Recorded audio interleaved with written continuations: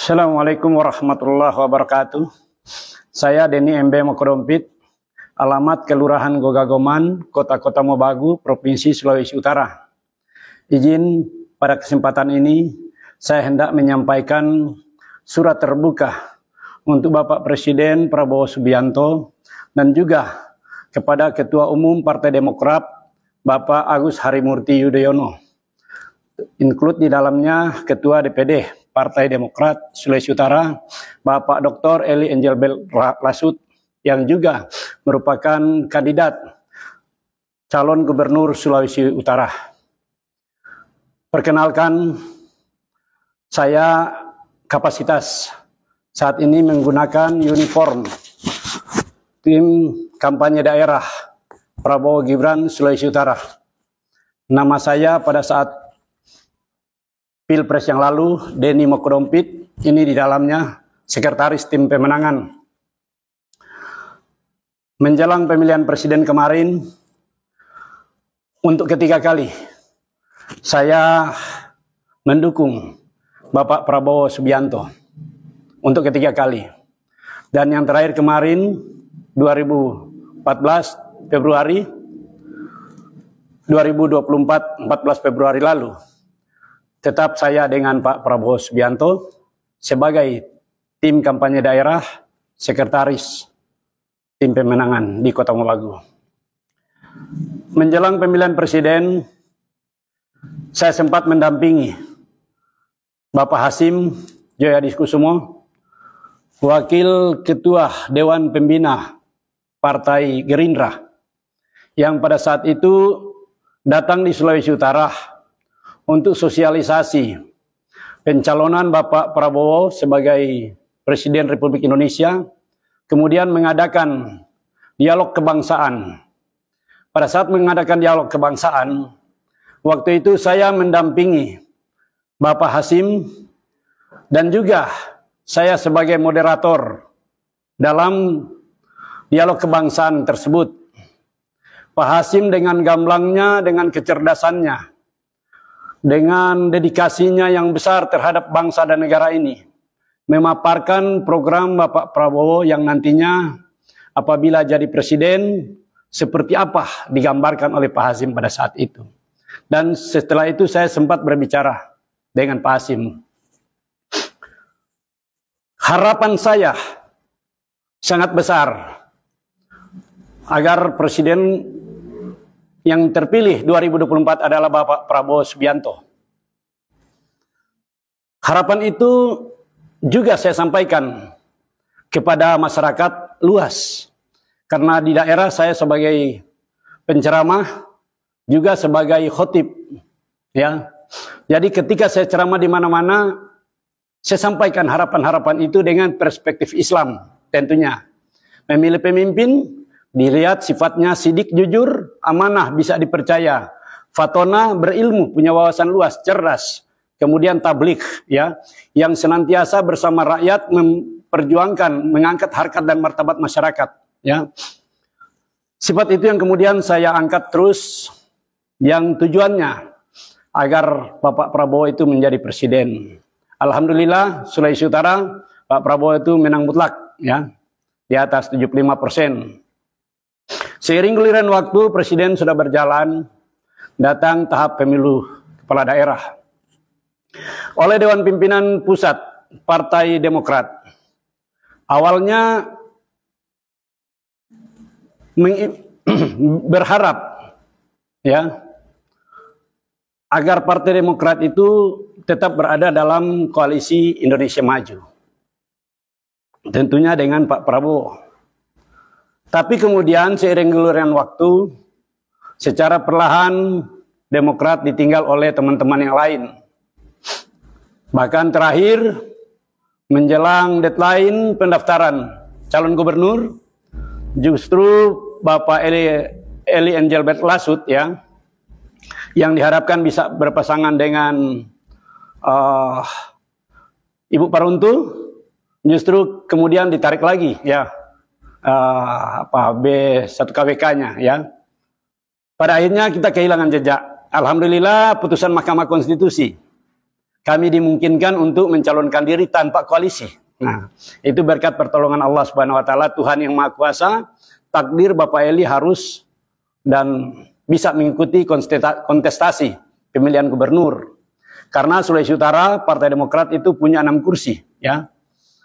Pimpinan DPR dan juga fraksi tersendiri, sehingga kami bisa mengusung dan juga didukung oleh partai-partai non-parlemen. Berharap kami agar dalam pilkada nanti berlangsung secara umum, bebas dan rahasia. Umum artinya langsung, umum, bebas dan rahasia artinya di sini kebebasan masyarakat itu. Kami bisa berekspresi, ya, menuangkan berbagai aspirasi kami, memperjuangkan berbagai keinginan kami, dan menggapai apa harapan kami. Tentunya berpundak kepada calon pemimpin Sulawesi Utara yang kami idolakan pada saat itu. Guliran waktu berjalan. Ternyata harapan tidak semudah membalikkan telapak tangan. Karena di mana-mana konstelasi politik itu justru yang kami harapkan itu sangat familiar, aman, nyaman, justru terkesan menyeramkan. Kenapa demikian? Karena kami melihat, ya, menjelang pemilihan kepala daerah, suasana yang menyeramkan itu datang dari berbagai aspek, ya, berbagai kehidupan. Jangankan masyarakat jelata, ya, pejabat pun kami nilai justru hidup dalam ketertindasan. Artinya begini, diawali dari Sitaroh, kepala desa, membuat pernyataan mendukung salah satu pasangan calon. Yang kemudian dalam video itu dia nyatakan bahwa dia buat pernyataan dan divideokan itu dibuat oleh Kapolsek yang perintahkan. Itu kejujuran dari Opok Lau, ya, kepala desa di Sangihe Talaut sana, Nusa Utara. Kami pikir hanya di sana, ternyata tidak seperti itu, ya. Berlanjut di daerah lain pun demikian. Menjelang pilkada, terkhusus di Bolang Mongondo Raya, karena saya dari Bolang Mongondo Raya, camat secara terbuka membuat pernyataan mendukung salah satu pasangan calon, yaitu Bapak YSK. Pun demikian kepala-kepala desa, Sangadi, membuat pernyataan. Belakangan, Bupati pun ikut menghadiri kampanye salah satu pasangan calon gubernur di Bolang Mongondo. Bupati dalam undang-undang tentang pilkada itu sudah sangat jelas. Pun demikian camat dan kepala desa, undang-undang ASN, undang-undang desa, semuanya itu mengharamkan pejabat negara, pejabat daerah, ASN, TNI, Polri, ya, kepala desa untuk terlibat dalam politik praktis yang menguntungkan salah satu pasangan calon, include di dalamnya merugikan pasangan calon yang lain. Tapi keberpihakan itu sangat jelas dari mereka-mereka. Bahkan di Bolang Mongondo Selatan juga terjadi hal yang sama. Sampai kepala desanya minggat, ya, jadi buronan dari Polres ketika dipanggil untuk diperiksa. Bolang Mongondo lebih parah lagi, camat mengatasnamakan masyarakat di Santong Bolang itu. Camat mengatasnamakan kepala-kepala desa Kecamatan Santong Bolang. Di Solimadungan baru, Kecamatan Bolaang. Dengan bangganya kepala desa menyatakan, saya kepala desa atas nama masyarakat mendukung YSK sebagai calon gubernur Sulawesi Utara. YSK Prabowo, yes. Nah, ini oleh aparat-aparat desa yang sudah jelas nyata. Dan borok busuk bernanah ini telah saya sampaikan ketika saya menjadi saksi dalam perhitungan rekapitulasi perolehan suara di KPU. Baik di tingkat kabupaten sampai di provinsi, saya menjadi saksi. Sebelumnya itu juga, Intimidasi di mana-mana. Teman-teman saya di daerah, di kampung, didatangi oleh orang-orang tak dikenal. Kalau orang-orang tak dikenal berarti orang bukan di sekitar situ. Ya, berpakaian hitam-hitam. Datang masuk ke rumah yang bersangkutan, minta supaya balihonya E2L itu dicopot, dikeluarkan. Balihonya Eli Engelbert Lasu dan Hani Jospayo minta dikeluarkan. Datang pagi gagal, datang siang gagal juga. Karena teman saya tidak mau memenuhi perintah mereka dengan berbagai alasan. Pun demikian menjelang pemilihan kepala daerah, teman saya juga di Kecamatan Bolaang didatangi oleh sekelompok APH, beberapa mobil, digerebek rumahnya. Konon katanya menyimpan sesuatu yang entah untuk apalah. Digerebek dan diperiksa, digeledah, sampai di ruang-ruang yang prinsip bagi mereka. Tidak temukan apa-apa, justru yang mereka bawa itu adalah daftar satgas daripada relawan E2L. Mereka bawa. Itu kan intimidasi yang membuat orang-orang pada akhirnya jadi takut. Ya. Pun demikian ketika penghitungan suara, aparat pemerintah, aparat penegak hukum seenaknya ya masuk di ruangan PPS, ruangan PPK. Itu ruang privasi. KPPS itu boleh mengizinkan apabila terjadi insiden. Di PPK pun KPU begitu. Boleh aparat masuk di ruangan. Tapi dengan catatan apabila terjadi insiden. Kalau tidak ya jangan. Tetapi pada saat itu ada berbagai bukti kami sudah kantongi. Ya. Karena sebelum hari H pencoblosan itu sudah ada upaya-upaya gerakan-gerakan daripada ASN dan aparat dan juga camat, bupati dan kepala desa, ya. Pada akhirnya kan masyarakat jadi takut nih pendukung-pendukung E2L. Terintimidasi dengan sendirinya. Ya. Nah, ini semua merupakan bagian dari kebobrokan pelaksanaan pilkada di Sulawesi Utara kemarin itu. Belum lagi, ya, berbagai trik yang dilakukan. Kepala Dinas Bola Mongondo ada rekamannya diduga, ya. Rekamannya mengintimidasi jajaran di dinasnya. Bahkan suatu ketika Dinas Bola Mongondo itu Dinas Pendidikan dengan alibi orang mau bikin apa ya waktu itu, ya. Ya kegiatan lah di dinas. Kok tumben dijaga oleh aparat? Selama ini kan tidak pernah kita bikin simposium atau pembekalan atau apa, kan cuman paling banter itu apa itu Pol PP kalau pemerintah. Oh itu aparat yang dijaga, yang menjaga. Personilnya tidak boleh bawa, pesertanya tidak boleh bawa handphone di dalam ruangan. Yang sebelum-sebelumnya juga itu ada tekanan-tekanan kepada sangadi-sangadi untuk jangan memasang bendera PDIP. Itu sampai saudara saya Firasat Mokrompit menyurat ke Kapolri meminta supaya netralitas Polri itu dijaga. Ini merupakan bagian dari ketidakbecusan pelaksanaan pilkada di Sulawesi Utara. Karenanya, ya, kami berharap agar persoalan-persoalan ini dibawa ke ranah hukum. Ya, dibawa ke ranah hukum. Ada Banwaslu, Bawaslu, ada KPU, ada DKPP, ada Mahkamah Konstitusi. Kami berharap seperti itu, ya.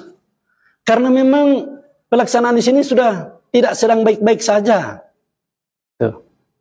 Teman saya saksi di provinsi, KPU provinsi.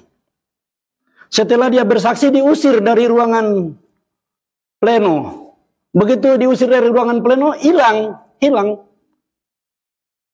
Lebih dari 2 hari dia menghilang. Ketika dia pulang rumah, setelah 2,5 hari menghilang, tanpa identitas, tanpa jejak karena dia mematikan HP. Begitu dia pulang, dia kasih alasan. Alasan pertama, waktu di Polsek katanya dia reuni dengan teman-teman seangkatannya. Reuni kok sampai 2 hari itu, ya, tanpa memberi kabar kepada istrinya yang sedang sakit. Sebagai mantan kepala dinas, ya, atau kepala PD pasar di Manado sana, itu Om Ceng itu. Mustahil dia tidak mengerti. Kok kalau cuma menghilang biasa, mustahil dia tidak memberikan kabar kepada keluarga. Ya, Om Ceng. Kemudian setelah diinterogasi lagi, katanya dia karena tidak nyaman, tidak ada pembelaan dari teman-teman sesama saksi. Loh, pada saat dia bersaksi itu kan cuma dia sendiri. Teman saksinya yang satu, Pak Pendeta, lagi keluar ruangan, minta izin ke toilet mungkin. Ya mana mungkin dia Pak temannya mau membela, memang dia cuma dia sendiri pada saat itu. Berikut lagi alasan dia udah tidak nyaman lagi mau bersaksi. Loh, kok kenapa berubah-ubah ini alasan? Ya, saya sih suujon aja, berprasangka baik. Tapi kalau alasan yang berubah-ubah, yang diawali dengan ketika dia berargumentasi, terjadi perdebatan pada saat di pleno rekapitulasi perolehan suara di provinsi, asbab dari itu toh kemudian dikeluarkan. Nah, ketika dia keluarkan itu dia hilang. Jadi wajar kalau kemudian berbagai praduga muncul. Tumben setelah muncul justru alasannya berubah-ubah. Nah, seperti inilah kondisi Pak Presiden pemilu kada di Sulawesi Utara. Yang kemudian kemarin sesuai dengan instruksi DPP bahwa setiap kader itu wajib, ya, kader, pengurus partai, ya, dan anggota Partai Demokrat wajib, ya, memenangkan kandidat yang diusung dan didukung oleh Partai Demokrat. Kalau tidak melakukan itu, berarti kami membangkang terhadap instruksi DPP. Sebagai bawahan, kami wajib loyal, ya. Terlebih lagi, kalau di Demokrat itu sifatnya itu nasionalis religius. Artinya bahwa setiap aspek pergerakan partai itu dilindungi oleh nilai-nilai religi atau nilai-nilai agama. Sesuai dengan sila pertama ketuhanan yang Maha Esa. Maka kami dalam berpartai di Partai Demokrat, sebagai muslim, pedoman kami agama Islam, ya, Al-Quran dan Hadis. Teman-teman saya yang non-muslim, ada Injil, Taurat, Zabur, pedoman mereka di sana. Yang religius kan. Di Islam menyatakan, ya ayyuhalladzina amanu atiullaha atiur rasul wa ulil amri minkum. Fa in tanaja'tum fi syai'in farudduhu ila Allahi wa rasul in kuntum tu'minuna billahi wal yaumil akhir zalikal khairu wa ahsanu taqwim. Di Islam, Pak, Allah katakan, hei orang beriman, diwajibkan atas kamu untuk patuh, ya, kepada Allah, patuh kepada Rasul, dan ikuti orang yang memimpin di antara kamu. Jika kemudian terjadi perbedaan pendapat di antara kamu, maka kembalilah kepada kitab Allah dan as-sunnah Rasul. Jika kamu percaya pada hari akhir, maka itulah lebih baik kesudahannya bagimu. Nah, dari ayat ini sudah sangat jelas bahwa sebagai kader partai kami wajib patuh pada Allah, patuh pada Rasul, dan mengikuti pemimpin kami. Sebagai warga negara kami wajib mengikuti pemimpin negara. Sebagai warga Sulawesi Utara kami wajib mengikuti pemimpin Sulawesi Utara. Dalam perspektif agama, ketika terjadi perbedaan pendapat kembali kepada kitab Allah dan as-sunnah Rasul. Dalam perspektif agama. Tapi dalam perspektif berbangsa dan bernegara, ketika terjadi perbedaan pendapat, kembalilah kepada peraturan perundang-undangan yang dijabarkan dalam berbagai peraturan perundang-undangan. Jadi di situ jelas. Loyal kepada pemimpin sifatnya mutlak. Maaf. Loyal kepada aturan sifatnya mutlak. Karena aturan itu di agama, kitab suci. Aturan itu di negara, Pancasila, Undang-Undang Dasar, dan peraturan perundang-undangan yang dijabarkan terus ke bawah, ya, sampai perda, peraturan kepala desa, ke bawah. Nah, peraturan ini yang kita harus patuhi, sehingga ketika pemimpin itu mematuhi aturan, kami wajib sami'na wa ta'na. kami wajib mendengar dan mematuhi.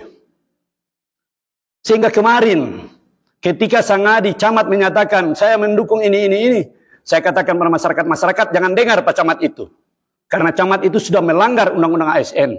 Camat itu sudah melanggar undang-undang pilkada. Camat itu sudah melanggar berbagai peraturan perundang-undangan yang lalu. Tidak wajib ditaati Camat model begitu, Sang Adi model begitu. Tidak wajib ditaati. Kenapa? Mereka sudah melanggar aturan. Tetapi apabila mereka taat pada aturan, maka wajib kita orang loyal kepada mereka. Demi dedikasi kita kepada daerah, bangsa, dan negara. Tapi ketika mereka sudah melenceng, ya tidak ada lagi kewajiban. Pun demikian di internal kami. Ya. Kami mematuhi instruksi dari DPP. Supaya kita orang kawal pemilihan gubernur Sulawesi Utara. Tapi belakangan Pak, ya, setelah tanggal 11 Desember yang lalu, usai kami lakukan pemilihan, rekapitulasi perolehan suara di KPUD Provinsi Sulawesi Utara. Tanggal 11 kemudian didaftarkan di Mahkamah Konstitusi. Rumor berkembang saat ini. Tidak ada kejelasan sampai hari ini, tanggal berapa ini? Aku udah lupa nih, tanggal berapa ini. Ya, mohon maaf. Saya lihat tanggal dulu, jangan salah bicara saya. Tanggal 17 Desember 2024, berarti sudah ada 6 hari. Sejak didaftarkan tanggal 11. Tidak ada kejelasan. Rumor berkembang yang mana ketua kami sudah mencabut ya gugatan itu. Rumor berkembang bahwa ketua kami, pasangan calon Eli Lasut dan HJP itu sudah membatalkan, ya, menarik gugatan itu. Kami sampai sejauh ini belum mendengar adanya penjelasan dari Bapak Eli Engelbert Lasut selaku calon gubernur. Saya selaku sekretaris partai juga. Dan juga wakil sekretaris tim pemenangan Eli Engelbert Lasut Sulawesi Utara. Otomatis menjadi tempat bertanya kepada masyarakat. Terutama kepada pendukung E2L HJP. Ya. Alasan apa? Sehingga belum ada kejelasan. Ya, saya tidak bisa jawab apa-apa. Saya sudah kirim WA sama Bapak Eli Engelbert Lasut selaku ketua saya di provinsi, di internal partai, dan juga sebagai calon gubernur, di mana saya menjadi jurkamnya, saya menjadi saksinya. Juga belum ada jawaban. Rumor berkembang karena beliau itu dalam keadaan tekanan yang sangat berat, dalam pergumulan yang berat. Saya merasakan, ya, saya sebagai kader Partai Demokrat yang ikut memperjuangkan dalam pilgub ini, merasakan juga suasana kebatinan yang merasa tertekan juga. Ketika saya kemarin harus berhadap-hadapan, ya, dengan penyelenggara di mana suasana tidak nyaman yang saya rasakan. Bagaimana mungkin sebelum pilkada? Tekanan-tekanan di sana sini sudah ada. Sangadi pun demikian. Hei, ngoni nak badengar patorang masyarakat? Ngoni penerima BLT, penerima Raskin, penerima apa lagi itu, PKH itu dan lain-lain. Itu akan ditinjau kembali jika tidak satu komando. Nyanak badengar Pak Sangadi, nyanak badengar Pak Camat, nyanak badengar Pak Bupati. Wah, mau jadi bagaimana tuh sampai daerah Pak Presiden? Kalau model seperti ini yang terjadi di masyarakat, ya. Nah, sehingga pada saat pun demikian ketika pleno, kami merasa tidak nyaman menjadi saksi. Sudah ada Pol PP, sudah ada polisi, tentara lagi, banyak di situ. Saya sudah 6 kali ikut, ya, pemilihan kepala daerah, pemilihan legislatif, ya, sudah 6 kali Pak ikut. Ya. Suasana yang paling mencekam saya rasakan pada saat ini. Ya, terlebih lagi pada saat saya mengikuti menjadi saksi di KPU provinsi. Begitu saya keluar dari hotel, Masya Allah, na'udzubillahi min dzalik, saya takut melihat pasukan loreng sangat banyak di sana. Sepertinya kita ini di daerah operasi militer, DOM. Padahal kan suasana ada aman-aman aja, nyaman-nyaman. Karena orang di sini semua bersaudara. Orang cinta damai di Sulawesi Utara. Tapi suasana yang kali ini di pemilu kada tidak nyaman. Seperti itu yang terjadi. Nah, dasar ini kami pertanyakan. Kenapa sampai Pak Eli Lasut dan Bapak Hani Jospayo selaku kandidat yang kami unggulkan bertarung. Kemarin sudah mendaftar di MK untuk memperjuangkan kebenaran dan keadilan dalam pelaksanaan pilkada. Tapi sampai saat ini saya belum mendengar langsung mendapat jawaban dari Pak Eli selaku calon gubernur. Apa betul secabut itu gugatan atau tidak? Nah, terinformasi ada yang menyatakan sudah cabut gugatan karena ada tekanan yang luar biasa sama Pak Eli dan Pak HJP. Saya merasakan itu, Pak. Tapi tolong hargai juga kami masyarakat di Bolang Mondow Raya. Udah berapa kali mendukung Bapak selaku calon gubernur. Cinta kami kepada Bapak. Yang lain kemarin pada akhirnya melepaskan diri, tidak memilih karena tekanan-tekanan yang tadi itu dari lurah, dari Sangadi. Bahkan bupati pun tampil, kasih tunjuk berperakyat, kita ada dengan YSK. Itu Bupati Bolang Mondow. Yusnan C. Mokoginta, pejabat. Saya sebut namanya, biar Bapak Presiden tahu. Ketika Bapak YSK calon gubernur kampanye, itu PJ Bupati datang di tempat kampanye. Tapi kampanye yang lain dia tidak datang. Ya. Stephen Kando kampanye tidak datang. Dan Letjen Denny WJ kampanye dia tidak datang. Pun demikian Pak Eli Lasut dan HJP kampanye dia tidak datang. Nah ini kan sudah menyalahi ketentuan undang-undang pilkada. Pejabat negara dan pejabat daerah. Dia itu pejabat daerah. Otomatis kan camat, sangadi, kepala dinas semuanya takut. Ya. Karena bupatinya sudah ada dengan si A, si B, si C. Ini yang terjadi. Ya. Di Bolang Mondow Selatan itu basisnya PDIP. Mayoritas terbesar jumlah kursi DPR itu PDIP. Kok tumben Stephen Kando hanya dapat berapa itu? Belasan persen. Yang harusnya dia menang mutlak.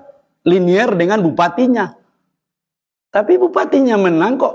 Calon di gubernur kalah. Nah ini suasana-suasana ini yang mencekam. Sehingga saya rasakan juga bagaimana Pak Eli Lasut.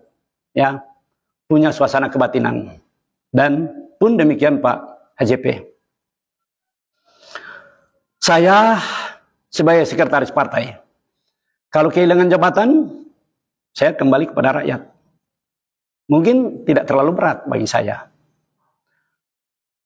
Pak Eli, Ketua DPD, juga di-backup oleh anaknya Hillary, Brigita Lasut, anggota DPR RI. Rumor berkembang, kalau dipaksakan, ya, gugatan di Mahkamah Konstitusi, maka terancam kapasitas mereka berdua. Lebih besar lagi rumor berkembang, ya, keberadaan Partai Demokrat di kabinet itu bisa goyang apabila dipaksakan, diteruskan gugatan ini. Ini rumor berkembang, Pak. Sehingga ini semua akan terjawab. Itu semua tidak benar, isu itu tidak benar apabila Bapak sudah bicara. Mohon izin kepada Bapak Ketua Umum yang saya sangat hormati dan cintai. Bahkan anak saya, Pak izin Ketua Umum, Pak Agus Harimurti Yudhoyono, anak saya terlahir, saya kasih nama, saya ambil nama Bapak AHY dan Ibu Ani. Yang sebelumnya kasih nama Ahmad Danis Ahyani Akbar. Ahmad Danis itu karena dia terlahir 2 minggu sebelum bercerai bakal calon presiden Anies Baswedan dan AHY waktu itu. Ya. Anak saya terlahir, saya kasih nama Ahmad Danis Ahyani Akbar. Ahmad Danis itu Ahmad Anis, kemudian Ahyani itu AHY Ani Akbar. Tapi setelah 2 minggu kemudian Anies berubah sikap, ya, berkhianat kepada AHY, Maka nama Anies itu saya hilangkan dari nama anak saya lagi datang ke kantor dinas catatan sipil, dan saya suruh robah akte kelahiran anak saya. Dihilangkan nama Anies, jadi Ahmad Ahyani Akbar. Nama Bapak, adakan saya beri nama ke anak saya. Itu pertama, itu pertanda betapa saya mencintai dan menghormati, mengagumi Bapak, Bapak AHY. Motivasi Bapak, cara Bapak ya, memimpin kami sebagai kader partai, itu luar biasa. Kemarin kalau boleh dibuka rekam jejak saya di jejak digital ya, boleh diperiksa ya, video-video saya bagaimana saya menentang Bapak Jenderal Purnawirawan Muldoko yang waktu itu mau mengkudeta Bapak. Bapak beri semangat kepada kami, beri motivasi kepada kami, kader di daerah untuk bangkit berdiri melawan kezaliman. Dan saya merupakan bagian dari orang yang bangkit berdiri secara terbuka, ikut melawan itu. Terkhusus di media sosial. Kurang lebih ada 670 saya membuat konten video melawan Pak Muldoko. Karena perintah dari Bapak Ketum. Alhamdulillah, Pak Ketum punya jiwa ksatria yang luar biasa, jiwa korsa yang luar biasa, sehingga kami bangga dengan itu. Kebanggaan itu yang kemudian saya ekspresikan kecintaan saya kepada Bapak di nama anak saya. Ahyani itu singkatan dari AHY dan Ibu Ani. Ibu Ani itu waktu sakit saya yang memimpin doa bersama di DPD Partai Demokrat Sulawesi Utara. Waktu itu di bawah komando Bapak Mangindaan. Bikin doa bersama, saya memimpin doa pada Ibu Ani. Kecintaan saya. Nah, kecintaan saya itu saya mohon pada Bapak AHY. Terus backup Bapak Eli Engelbert Lasut. Demi harkat dan martabat kami, kader partai dan simpatisan, termasuk para relawan Eli Lasut dan Brigita. Jika kali ini kami harus membatalkan gugatan di Mahkamah Konstitusi, maka ini presiden buruk bagi Partai Demokrat Sulawesi Utara ke depan, dan bukan mustahil bisa berbias di daerah lain. Karenanya, tolong di backup Pak Eli Lasut dan HJP untuk meneruskan gugatan di Mahkamah Konstitusi. Persoalan menang atau kalah di Mahkamah Konstitusi itu adalah ketetapan Allah. Tugas kami, doa, usaha, ikhtiar, kemudian tawakal. Itulah upaya kami merubah nasib. Nasib suatu kaum tidak ada yang bisa merubah selain kaum itu sendiri. Nasib kami tidak akan bisa merubah kecuali kami sendiri yang merubah nasib. Dan merubah nasib itulah tahapannya doa, usaha, ikhtiar, dan tawakal. Setelah tawakal baru takdir. Takdir itu kami menunggu ketetapan Allah. Jika kemudian Eli Lasut dan HJP kalah di Mahkamah Konstitusi, itulah takdir. Insya Allah kami bisa legowo. Tetapi apabila kemudian upaya ini kemudian terhambat, tidak bisa lanjut lagi, itulah kekecewaan kami, kader Partai Demokrat Sulawesi Utara, yang mendukung Bapak Eli Lasut sesuai dengan instruksi juga dari Bapak Ketum, ya, dan juga kekecewaan dari relawan Eli Lasut dan HJP Sulawesi Utara apabila itu dibatalkan. Namun seburuk apapun hasilnya, ya, kalau toh memang pembatalan itu adalah jalan buruk yang terbaik bagi Eli Engelbert Lasut dan HJP, maka dengan sembari saya mengucapkan astagfirullahalazim, jalan buruk yang terbaik itu harus kita tempuh. Namun apabila masih ada jalan baik, yang lebih baik, dalam artian kita fight, kita bertarung di Mahkamah Konstitusi, maka itulah yang terbaik harapan kami. Saya mantan atlet karate. Saya tahu bagaimana turun di arena. Saya bisa mengukur kekuatan saya dibanding dengan lawan. Dan saya sekarang ada di politik. Tidak mungkin lagi saya kembali kepada 30-40 tahun yang lalu. Pertarungan saya sekarang ada di meja Mahkamah Konstitusi. Saya yakin dan optimis kalau kita maju dengan berbagai alasan kita, insya Allah orang akan menang. Orang bisa buktikan kecurangan-kecurangan yang terstruktur, ya, penuntasan maka Mahkamah Konstitusi lembaga tertinggi dalam pengambilan keputusan. Saya yakin itu bisa Tuhan dapatkan. Tetapi kalau ada trik lain dari lawan politik untuk mengalahkan kita tanpa bertempur, maka ini penyesalan. Mohon maaf saya pindah tempat karena kehabisan data dan pada akhirnya saya harus lanjut di tempat di terbuka. Ini yang kami harapkan dari Bapak Eli Engelbert Lasut dan HJP, supaya terus berjuang sampai putusan Mahkamah Konstitusi. Sebab kalau tidak, maka bukan mustahil ini merupakan kehancuran Partai Demokrat Sulawesi Utara ke depan dan juga karir Bapak sebagai politisi. Karena kami berharap ya supaya gugatan Mahkamah Konstitusi itu terus berlanjut. Pun demikian kepada Bapak AHY, kami berharap terus membackup. Dan kepada Bapak Presiden Prabowo Subianto, bahwa dalam berbagai kesempatan, Bapak menyampaikan bahwa pemilu kada harus benar-benar berjalan langsung, umum, bebas, rahasia, jauh dari kecurangan, jauh dari ketimpangan. Kami menghormati dulu ketika Bapak maju sebagai calon presiden, kurang puas dengan hasil Pilpres, diajukan gugatan di Mahkamah Konstitusi. Namun apapun putusan Mahkamah Konstitusi, pada akhirnya Bapak menerima sebagai calon presiden yang dikalahkan oleh Bapak Jokowi pada saat itu, dan belakangan juga Bapak bergabung dengan Pak Jokowi. Itu sikap Bapak, dan kali ini diharapkan supaya Pak Presiden juga bisa menciptakan suasana kondusif di Sulawesi Utara dengan membuat ya peluang sebesar-besarnya bagi masyarakat umum untuk berdiri sama tegak dan duduk sama rendah dalam perlakuan hukum di Sulawesi Utara. Demikian yang dapat kami sampaikan. Sengaja saya bikin secara live ya, siaran langsung, agar tidak ada kesan bahwa saya ini rekayasa atau kalimat yang dibuat-buat. Ini asli semua. Dan insya Allah saya siap bertanggungjawabkan apa yang saya sudah sampaikan. Berharap kiranya Bapak Presiden Prabowo Subianto ya bisa mengingatkan kembali kepada jajaran Sulawesi Utara agar terus menjalankan, mengedepankan profesionalisme ya dalam menjalankan tupoksi sebagai aparat TNI, Polri, dan ASN pejabat di Sulawesi Utara.